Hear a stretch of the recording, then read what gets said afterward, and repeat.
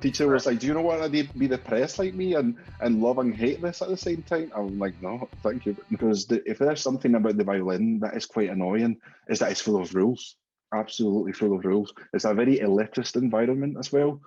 So it's just full of like all these preconceptions about how you need to do it, and you know where should you play, and even what you should dress. So I was like, "This is bullshit. I want to do my own thing." So Yes. I was, yeah, There is like, something about the arts. I was having this chat with a photographer, and she grew up in Milan, and you recognize these sort of events and these groups are sort of quite cut off from the rest of the world, and it's in a weird way like all the working artists are like struggling and trying to make ends meet, but then somehow they become yeah, the entertainment for the elite and the upper class, yeah, while the artists themselves are tend to be working class, yeah, and then yeah. you then that's how you become this weird person where you're working class background but upper class sensibilities, and then it's like this. We've all seen those people where you're like, oh Yeah, Jesus Christ. yeah, and it's very palpable in the violin or any kind of classical music environment. It's just so full of these preconceptions. So it was just so annoying, really. Like, especially in the orchestras, most of the people that I played with were very snobby, and I just didn't feel like that was my place. I still did it because it was very enjoyable, like on the music side of things, but I just wanted something to be my own. So I was lucky. I had a laptop. Honestly, these days you can go really far with just a laptop and a pair of speakers or headphones, whatever. So I was really lucky I had one. Being in Spain, I downloaded a copy of Ableton and all these kind of music softwares, No comment. I'm um, from Romania. very legally, very legally. No comment. Um, so I started just playing about with it. I had some knowledge from the violin, and it took me ages, man. Like, see, to like make just a melody or a rhythm, it would take me like weeks and weeks and weeks. But slowly I started just watching videos, tutorials like we've all done, and I started making my own music. And and for me, that was a very it was a very cathartic thing because it was my own way of just putting all my own ideas somewhere and not just be constantly frustrated. Because as much as I enjoyed playing, it became very frustrating. So I think it also affected me the fact that I had a private teacher. It was this like Bulgarian teacher and a stereotypical Bulgarian teacher that was raised in a Soviet environment. And literally, she said to me, like her own mother locked her in her room as a child for like 8 hours a day, and she would only be allowed out until she played for 8 hours. Genuinely, she was absolutely affected by it big time, and I could tell. I Yeah. did learn a lot of good things from her. Like I learned a lot about discipline, but yeah, she was just stereotypical toxic person. No, the thing Uh, is, you need discipline, but you need the freedom to be you and create you. Like you like once you need the freedom to figure out yourself, and then you need the discipline to apply yourself. But you can't have only one. You need both. 100%, 100%. And she was so obsessed. You need to play Bach like this. You need to play Beethoven like that. And I'm like, no, like I'm gonna play however I want it, and I will have that discipline to do it. But I don't want to blindly follow your steps like that. And yeah, it did help for a while, but honestly, man, like I think that was the tipping point for me because after that I was just like, I've had enough. I've had enough. Honestly, like I I'm absolutely fucking sick of the violin right now. What you And I were need to essentially do you were a rebel in the classical violin world. well, I was just very burnt out from it, really. And most people that I spoke with about this, they were feeling the exact same as me, but Mm, they really, really wanted to pursue a career within this particular field. mm. So yeah, they were just like, yeah, it's just the way it is. You just need to put up with it. But honestly, the amount of like nonsense that I had to put up with, like my teacher saying things like, "If you're not rich, you may as well just give up already," or things like that. And I could see, like, I know, it's mental, but that's classical violin for you. Mhm. Really?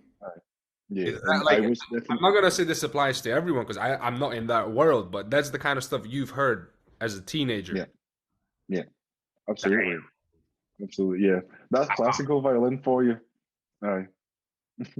If you're not rich, give Yeah, up.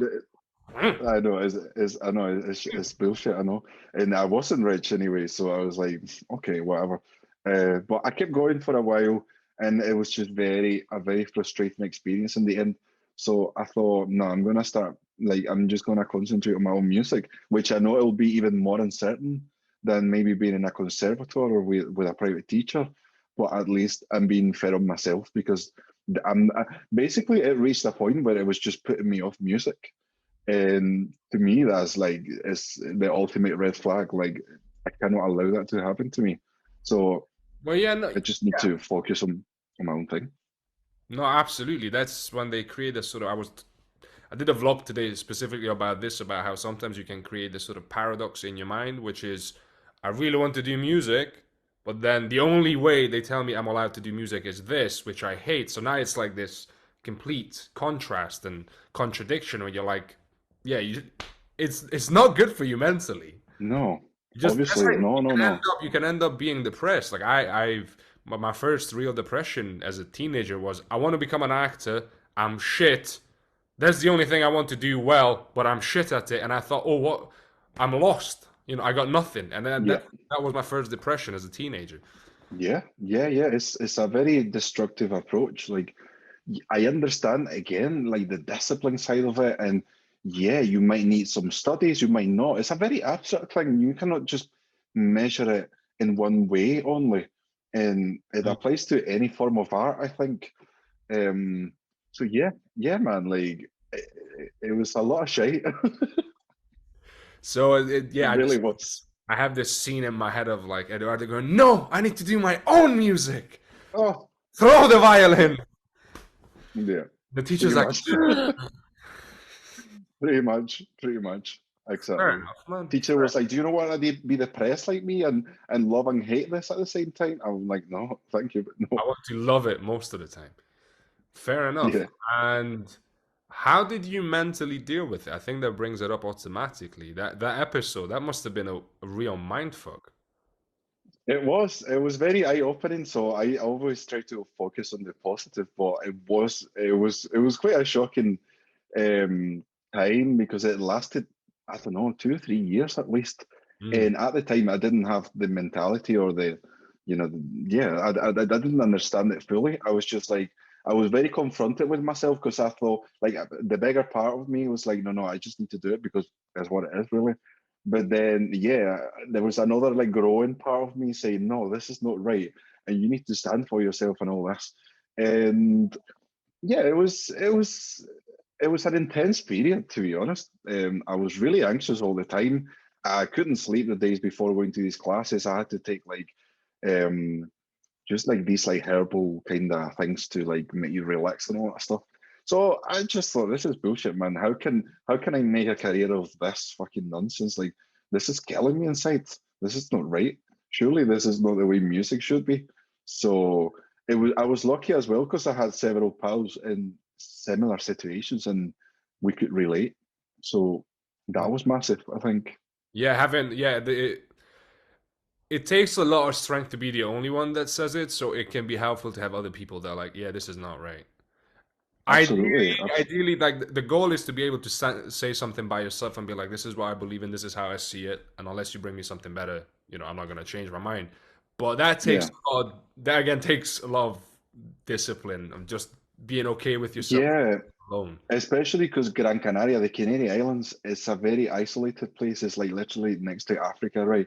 It's very far from continental Europe and it's very far from everything that's going on in continental Europe. Mm. So it's, eh, in my opinion, I think it's even harder to go off the main path, so to speak, there, because options are very limited. Even just for these actual careers, options are extremely limited. So let alone if you want to be different and do your own thing. So we all have that mindset of we're going to try and be someone in violin, in my case, so that we can move to Europe and then find something different if we like it. but for now we kind of need to stick to this.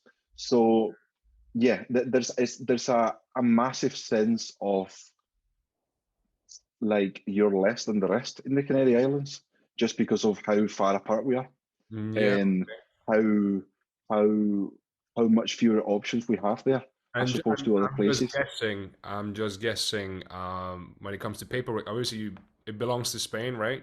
Uh, Yeah, so you would get the passport and stuff. So just traveling, it would be easier to Europe than traveling, for instance, to Africa. Even if you're closer to Africa, but politically and all the paperwork and stuff and visas, yeah, it's just not. Especially if you're not rich, it's not a viable thing to do. So you're gonna immediately navigate towards where you think you're gonna have it easier yeah. and more Definitely, possibility. definitely. Like even though like us Canarians have like a discount to travel to the mainland and all that, kind of the same setup as here in Scotland in the islands. Even though we have that, when you're like 15 years old, you know, the Spanish economy is not great, and people at that age don't have a job, and you're skint basically. So you can't afford to like go, you know, travel to Germany, Switzerland, Austria, where the main violin movement is happening, which is expensive places, right? And then you pay for accommodation, and then these master classes could easily cost you 10 grand for a week. So how the fuck are you going to afford that when you're from the Canary Islands or anywhere really? Like it's just too expensive. So Ugh. the options are very limited. I only had like a handful of pals that could afford that because they were quite rich. So